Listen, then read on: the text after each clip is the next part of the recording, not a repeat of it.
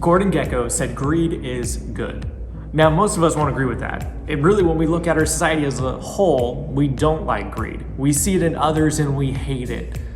But too often we don't see it in ourselves. What does greed look like? How do we kill it? How do we eliminate it? Let's check it out. Well, good morning, and thank you for being here today. Yep. All right, cool. That's right. You're a little delayed, but you got there. But man, we are so glad that you're here either in the room or if you're watching with us online. Last week, I made a declaration and said today is going to be Sons Day, right? Sons Day. Get it? Sunday. Full disclosure, I thought we would be NBA champions by now. So we had a little hiccup there, but we can still rally around our city and our valley and not get too angry or mad and not be able to sleep at night, if anyone had that problem last night at all. But Suns in 7, it can still happen. And here, let me get you a little bit of encouragement. When we won our one professional championship in Arizona, okay? I'm a native, lived here my whole life. We got one, the Diamondbacks. It was, they're terrible now, so we don't even applaud them. But they won 2, they lost 3, and they won 2. So we're set up for success, okay? 2 more games, and the Suns are champions. That's all I'm going to say. But today, we're done with that. We'll move on, and we'll not mourn. If we do lose next week, I might have to move up my wrath sermon to get preached to myself and anger a little bit. But with that said, we're continuing on in our series, 7 Things. And we've been going through the 7 deadly sins. And the first week, we gave a little background on this. If you actually open up your Bibles, you will never find a verse that says, these are the 7 deadly sins, and then gives a list and says, these are the 7 virtues that counter those 7 deadly sins. There's no verse like that. This actually originated over in church history. Pope Gregory I, in about the 4th century, he compiled this list with the help of many others around him. And as they studied the Bible and as they studied church history and human history, what they saw was these themes constantly come up. And they said when people fall individually, when cultures fall together, they pinpointed it to one of these 7 things is what happens. And we said the goal of this series is to know God, to know ourselves so we can move forward. And talking about sin is uncomfortable. If you are comfortable talking about sin, then maybe you need to get a little more uncomfortable and convicted of that. But when we talk about sin, we don't usually like, hooray, this is awesome. It makes us a little bit like, ugh, this is like not fun. Like week 1, we talked about pride. And man, that was really hard for myself because sometimes I'm a little too prideful. And it was like a gut punch and a wrench. Last week, we talked about lust, and we really spent the whole time talking about the dangers of porn. And man, was it an uncomfortable sermon to give because all you guys were quiet and silent the whole time. And I was like, is anyone alive out there, right? And today we turn our attention to greed. And these can manifest itself in a lot of different ways. But what our goal has been kind of through this series is how do we see these things happen in our world today? And as we turn our attention to greed, really the big thing in America is greed manifests itself in money and stuff. And maybe you're like, well, no problem. I got no money, I got no stuff, right? You're like, no money, no problems. You're like, I'm not rich. Like the billionaires, the millionaires, they're greedy. I'm not greedy, I got nothing. Well, let me tell you this morning, if you flushed a toilet this morning, you're rich. Because if you have plumbing in your house, you're considered rich to the rest of our worlds. You're like, I've never won the lottery, I don't have any money. I think of Creed from The Office where he says, I won the lottery, I was born in the USA, baby. It's a pretty good quote. But it's true. In America, sometimes we compare with each other, and you're like, I can't be greedy because I'm not wealthy. I don't have this money. But when we step back and we see that we are in a time where this truly is a problem, and we're also going to see today as we kind of dive through this that just because we don't perceive we have money compared to our neighbors or compared to those around us, that we can still be greedy and not have a lot of possessions. But how do we see this in America today? Well, let me illustrate it for you in this way. That in America, there is just under 50,000 different storage facilities across our country.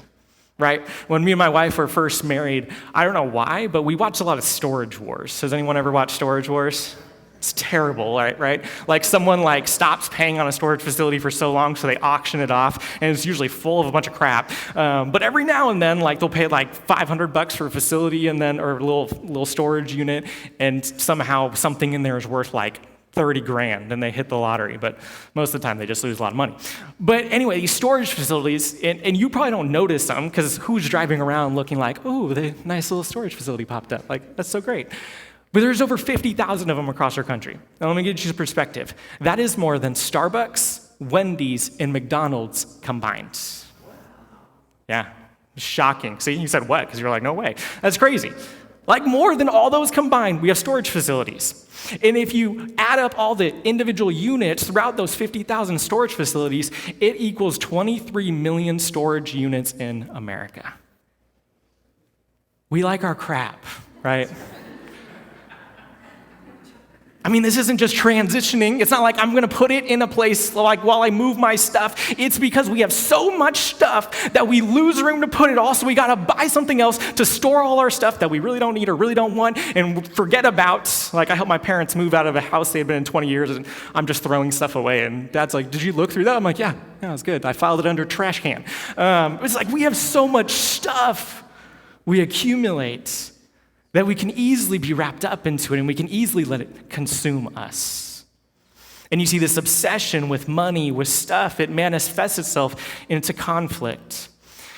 Divorces, the number one reason for divorce, of 90% of divorces, and I don't really think they understand when they say this, when they claim it, but 90% of divorces say that money was the number one reason that drove them to divorce. Now, really, it's probably communication, and communication over money. But you see, this can easily become an idol. It can easily consume us. So why is greed so bad? How does it truly hurt us? Well, let me start by giving a revealing truth, I think, this morning. That the sin of greed destroys us when it turns our relationships into resources and our resources into relationships. Instead of seeing people, we see people that we see things we can use to get more stuff. Right? We do this in our jobs all the time. We can all fall victim of it. Oh, if I throw Bob under the bus, or if I use Bob for this, then I can get this promotion, I can climb this ladder, I can go up a little bit more.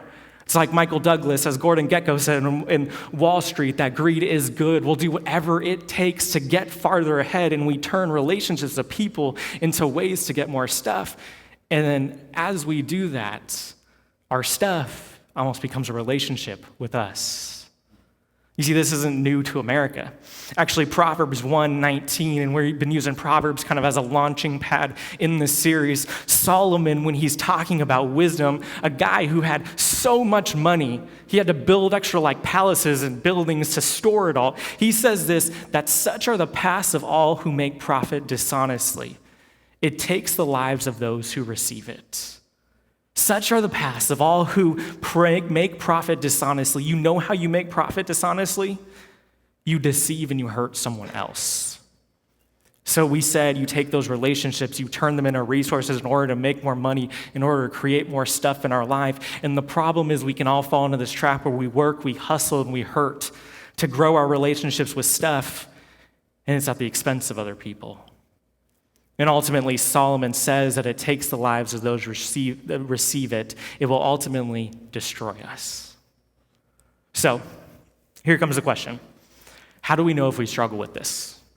Because maybe you hear that and you're well, that's great, but I don't think I struggle with greed. It's not an issue with me. So how do we know? What are the signs? Well, if you have your Bibles, go ahead and flip to Luke chapter 12.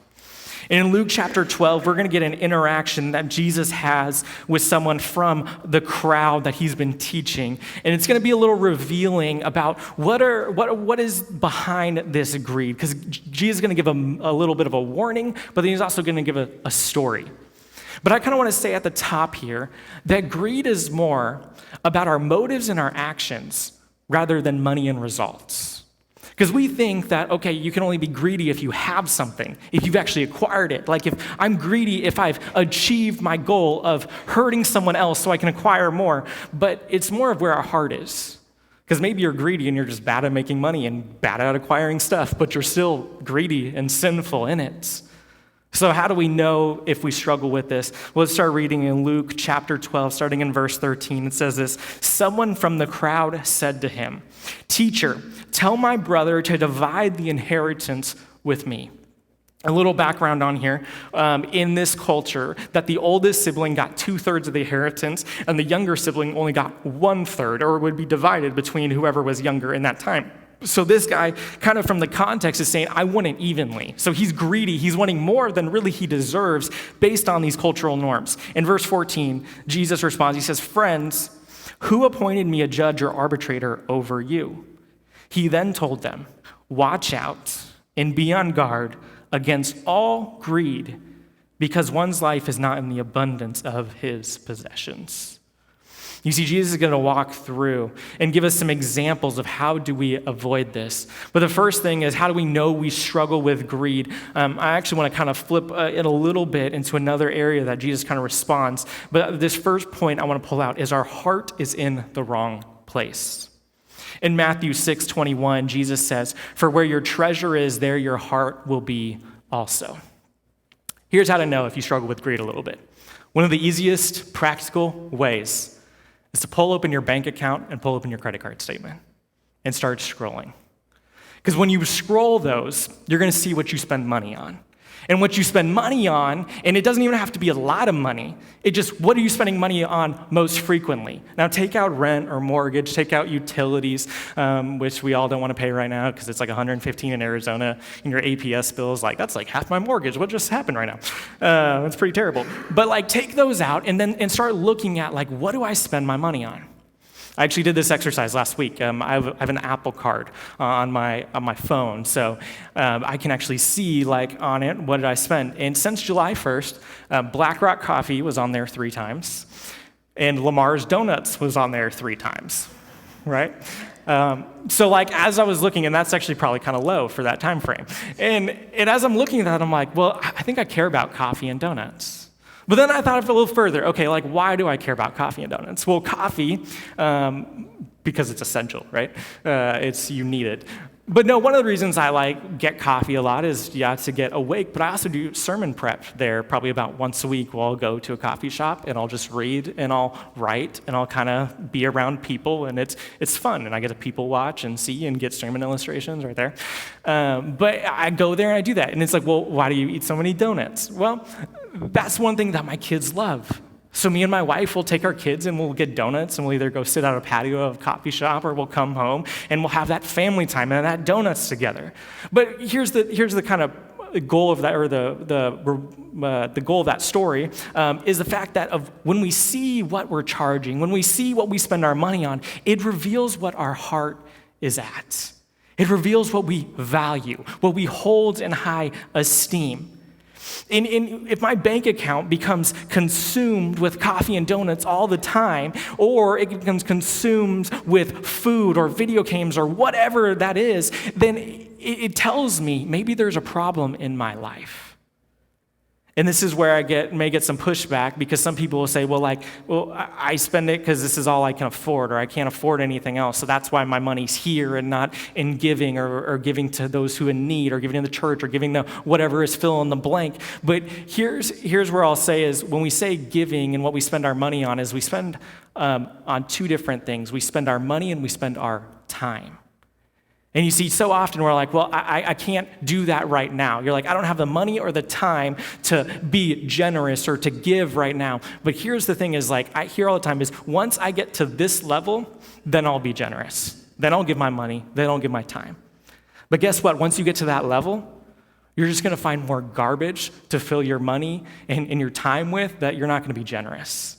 It starts with your heart. It doesn't matter the amount you have. It starts with where you're at right now. And I see this for me, as I was kind of reflecting on this, is like, I thought about this, okay, where I'm greedy, I can be greedy with my money is coffee and donuts. Well, where am I greedy with my time? And as I was reflecting on this, I thought about, I can be greedy with my time, especially at night. Me and my wife, we have a very strict bedtime routine. We have 2 kids, both 4 and 3 years old, and then we have another one on the way in September. So like, we have a bedtime routine. 7 o'clock, those little kids are gonna be in bed, not asleep, but they're going to be in bed, and we're going to try to bar their room closed so they go to sleep. And the reason we do that is so we can, rest and relax and have something where they're not just screaming children or be like, hey, dad, hey, dad, hey, dad, go to bed. But have that. So, we make sure, okay, we have dinner, we have bath, they go to bed. It's like check, check, check. But then some of the struggle we fall into is then we sit on the couch and we start scrolling our phones. And I can be the worst at it. I always start playing a dumb game or something like that, like a card game or Sudoku or something that's mindless and stupid. And my wife said the other day, she's like, I think we need to spend more quality time together before the baby comes. And I was like, we're watching a show on our phones. What's more quality than this, right? I thought that's how you define quality time. But then I kind of I'm reflecting on that. I'm seeing that is how I can be greedy or selfish with my time. And I think, and then as I think about broader than that, and those I come in contact, where so many people in marriages will break apart after their kids leave the house because they've been so selfish with their limited time they had when the kids are there, then all of a sudden they have an abundance of it, but they don't know how to spend that abundance of time because their heart was greedy the whole time. And you see, just because our situation changes doesn't make our heart change with it. And that's why Jesus told us that where our treasure is, ultimately our heart is. So where are we spending our money and our time is going to reveal ultimately what we value inside. But not only do we struggle with greed when we see our heart is in the wrong place, but we also struggle with greed when our investment is overly concentrated. Let's go back to Luke chapter 12. And in Luke chapter 12, we're going to pick up after Jesus kind of gives this warning against greed. And in verse 16, he picks up and he starts telling a story. It says this, he says, then he told them a parable. A rich man's land was very productive. He thought to himself, what should I do since I don't have anywhere to store my crops? I will do this, he said. I will tear down my barns and I will build bigger ones and I will store all my grain and my goods there. Then I'll say to myself, you have many goods stored up for many years. Take it easy, eat, drink, and enjoy yourself. Verse 20, but God said to him, you fool. This very night your life is demanded of you, and the things you have prepared, whose will they be? That's how it is with the one who stores up treasure for himself and is not rich towards God. When we talk about kind of this next thing is where is our heart at? But next we got to say is where do we invest our time and our money? And in this story, it kind of made me reflect and think about how do we invest? And investment 101 is to diversify, right? Most people don't acquire their wealth by putting $10,000 in a startup company and that company becomes Apple and 30 years later that $10,000 is $5 million and you're rich. That doesn't happen. Usually if you put money in a startup company, it fails and then you're poor, right? If you put all your money in cryptocurrency, you might be in trouble, okay? I'm just gonna say. But the goal of wealth building or being able to retire one day is to diversify. Meaning you put in a 401k, you put it in an IRA, whatever that looks like, and it's spread throughout many different areas. And you see, most people can acquire wealth or be able to retire by investing early, investing often, and in a diversified way. Because if all your wealth is placed in that one area and it tanks, you quickly have nothing. You see, our lives are kind of the same way. You see, every time you spend money or time on something, you are investing yourself in it. Say, for example, if you blow all your money on video games or fast food, you're making an investment.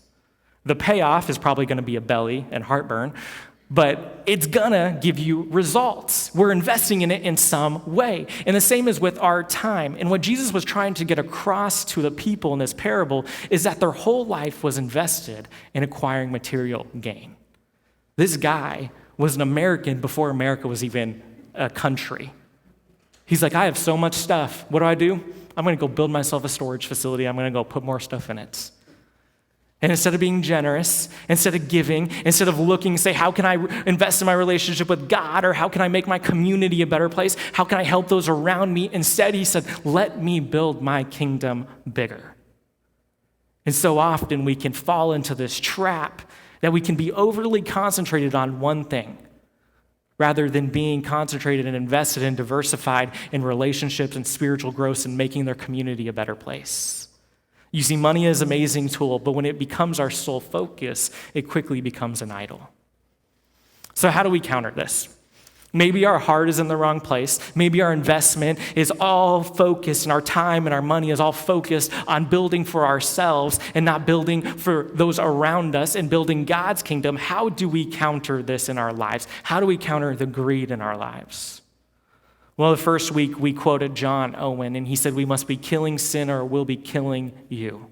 So how do we kill the greed in our life? And here's what I love about greed is the first 2 weeks we bit off pride and lust. And those are really, really, really difficult sins. Pride is one that's hard to conquer because you can't be more proud in defeating your sin, or it will build it up. You actually have to just be more humble and rely on God more to kill the sin in your life. That's how you defeat pride. It's not easy and it's hard to identify. Lust is hard because it's addictive, and it's one of the most addictive sins that we probably have in our world. But greed is very tied to our behavior. And here's what's so great about greed is, yes, it can be consuming, yes, it can be hard, yes, it can destroy us and our relationships, but if we change our behavior, we can quickly kill the greed that's in our lives. So how do we do that? Well, first is we need to be content with where you are. Hebrews chapter 13, starting in verse 5, says this, that keep your life free from the love of money. Be satisfied, listen to this, with what you have. For he himself has said, I will never leave you or abandon you. Therefore, we may boldly say, the Lord is my helper. I will not be afraid. What can man do to me? Man, as I read this verse this week, it really hit me kind of hard. Because I've been open about this, and even with our leadership, is we've been going now for 5 years. And man, when we first started, those first years were so rocky and so rough. We had no idea what we were doing. And I shouldn't say that out loud. But like Donna knows, because Donna and Scott were here, so they got a front row to it, and my wife. But most of the people left, so they don't know how bad it was. But we were like learning on the go and trying to build this. And in the back of my mind, constantly there was this discontentment where I thought, okay, I got my undergrad was a business degree. I was in a corporate environment and I was climbing the ladder. And I kept thinking, God, why in the world did I quit that job to come do this? And then I saw my friends who I was at equals with and actually a little ahead of. And I see how much money they make. And I'm like, God, what the heck? I could be making that much money? I could make that money and then go to church and just give that money away. Maybe I could do more for the kingdom if I just got rich and could give my money away. God, why are you doing this? And this discontentment of where I was materially continued to brew in me. And I would go to my wife and say, I want to quit. And she's like, no, you're not quitting. You're called by God to plant a church. I'm like, that's a terrible reason. I'm like, why is that? Why does that have to overrule it? I was like, I just want to make money. And this discontentment grew and grew in my life. But when I read this verse, I just love how God says, be at ease. He says, be satisfied with what you have. Be content because you can lean on the Lord. And there's actually this weird, hard balance here because I think we see this both in Scripture is we actually need to have a little bit of a holy discontentment. Is some of the greatest leaders, and I think great leaders in general, a lot of times don't live in the present, they live in what's next. And they live in like, where are we going now? And as our church, we should be discontent in the fact if we say our mission is making Jesus known, then we are not content until everyone in our zip codes know Jesus, right? And the goal of our church is for us personally to grow closer to God, but also to bring more people into this family and point them to Jesus Christ. So we should have this holy discontentment to be like, oh, this was a great Sunday. Like, let's just keep it like this forever. Like, no. We need to constantly be striving for more. But on the flip side of that, we do need to have contentment of where we are materially and where God has put us and the resources He's put in our life. Because that's the funny thing about my story is it's not like I'm struggling. It's not like I'm about to be on the street. God has provided and been blessed my family in ways that I don't deserve. But He's saying to me, be content with where you are. In here, we actually read this a few weeks ago when we studied through the book of Philippians. In Philippians 4, verse 12, Paul says this, that I know what it is to be in need, and I know what it is to have plenty. I have learned the secret of being content in any and every situation. Whether well-fed or hungry, whether living in plenty or in want, I can do all this through Him who gives me strength. You see, being content with where you are means leaning on God for our view of success rather than our own ability. And I love what Paul says here is he wasn't boastful when he was rich, and he wasn't depressed when he was poor, because he says it's all in God's hands. That if I'm rich, praise God. If I'm poor, God's got me. And we need to be content no matter what season we are in, that God is in control and God is ultimately sovereign over those situations. Which allows us to also counter greed in the second way, is we need to be content with where we are, but we need to be generous with what you have. Proverbs chapter 11, verse 24 says, one person gives freely, yet gains more. Another person withholds what is right only to become poor. Now, this isn't some sort of like prosperity gospel thing where like Solomon's saying like, give your money away and more money will come back. Like if you go give all your money away today, you might just have no money, all right? I'm not gonna promise God's gonna like send this like wave of generosity your way. That's not how it works. But what he's saying is that when we give away and when we are generous, what we're getting back is treasures in heaven, not treasures on earth. Jesus actually expands on this a little bit more in the Sermon on the Mount. We referenced where our heart is, and just before he talks about that, in Matthew 6:19, this is what Jesus says. He says, do not store up for yourself treasures on earth where moths and vermin destroy and where thieves break in and steal, but store up for yourselves treasures in heaven where moths and vermin do not destroy, where thieves do not break in and steal. You see, when we are generous with our money, we turn our earthly treasures into heavenly ones. We turn our earthly investment into heavenly investments. Now that raises the question, can I buy my way into heaven? No. Because there's also a great story that Jesus told where him and his disciples, and we actually did tell this story, we see this story in Scripture, him and his disciples are hanging in the back of the temple. And in the temple, like we have a give box in the back that you can slide, your welcome card in or slide your offering in. And kind of in the Jewish temple, they had a sort of a give box, but it was more of like a give jar. And they would throw money into it, and the coins would swirl around. They would make clanging noises. So the Pharisees, being like super cool, nice guys like they are, and wanting everyone to look at them, they would take handfuls of change and they would chuck them in so it'd be as loud as possible, like probably like during a worship set, right? They're like, and they didn't even have guitars then or mics, but they like throw it in. It's like clang, clang, clang. You're like, oh, Bill gave again. Psh, him and his awesome job. And they were like trying to get people to be boastful, be like, man, dude, I know that guy's loaded. And he is generous. Look how much he's giving to God. And they're all watching this, and they're watching these guys throw in just cash after cash and like throwing all this money. And then this widow comes in, and she drops in 2 mites. And 2 mites would be like 2 pennies. And when she does that, Jesus like leans over his disciples. He's like, hey, I want to tell you something. That lady gave more than all of them. Like, dude, it didn't even clang. The other guys like had a swirl and a clang. Like they gave far more money than she did. But she gave out of her poverty. She gave out of her nothing. And they gave out of their abundance. And you see, when we are generous, it's not about having to be generous with a lot of money or a lot of time, but it's about being generous with what you have. We all need to start somewhere. And what I love here is God doesn't do a scale of like, oh, you're our top giver, you're our least giver, but he's looking at the scale of our heart. It's who is truly giving their time who that they don't have, but they are just investing it to the best ability, and who is giving, even if it's nothing, even if it's pennies, who is giving, but it hurts to give. Because if it's easy to give, it's really not generosity. It's just a side hobby that's easy to do. But when we give and it hurts a little bit, God says you are building up our treasures in heaven.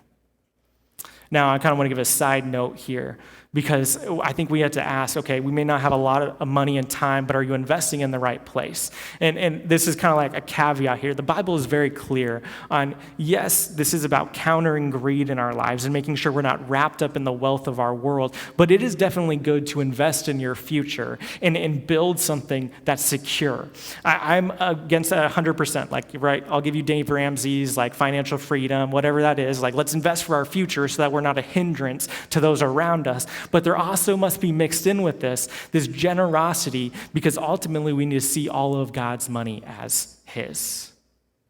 So you see, when we give to the church, when we give to the poor, when we give to those in need, God ultimately sees our heart behind it. So I think we need to ask ourselves this morning, what are we motivated by? Are we motivated by greed? Or are we motivated by generosity? And here's your homework I'm going to give you today. Is first go out and check your bank account. Check your bank account and check your credit card statement and see what it says about you. See if it says that you like clothes too much. See if it says that you like Starbucks way too much. Whatever that is. And maybe you've budgeted for that and that's great, but maybe we need to ask ourselves, like, am I truly being generous? Do I have money that is giving away from myself, or is everything just expenses spent on me building up my own kingdom? And maybe you need to kind of stop giving your money away to just yourself and investing in yourself and give out generously to those around you. And maybe what you'll also find out here too is maybe you aren't being able to be generous because you are restricted by the debt and it's like chains around you. And maybe you got to look and reevaluate as I can't keep accumulating stuff that I think I need that I can't actually afford because that's what the world in America tells me to do. But I need to trim out some debt in my life in order for me to live a generous life that God has for me. And then we need to ask, well, am I truly generous? How am I being generous with my time and money? And maybe you are. Maybe you've devoted to that, but maybe you need to pray about what does God have for my next step? Maybe it's serving in my community and in my church. Maybe it's giving to my local school, like where Scott just talked about, and doing a school drive. Maybe it's being a part of something that's bigger than me, and instead of just investing in my own kingdom, investing in God's. Let's pray this morning.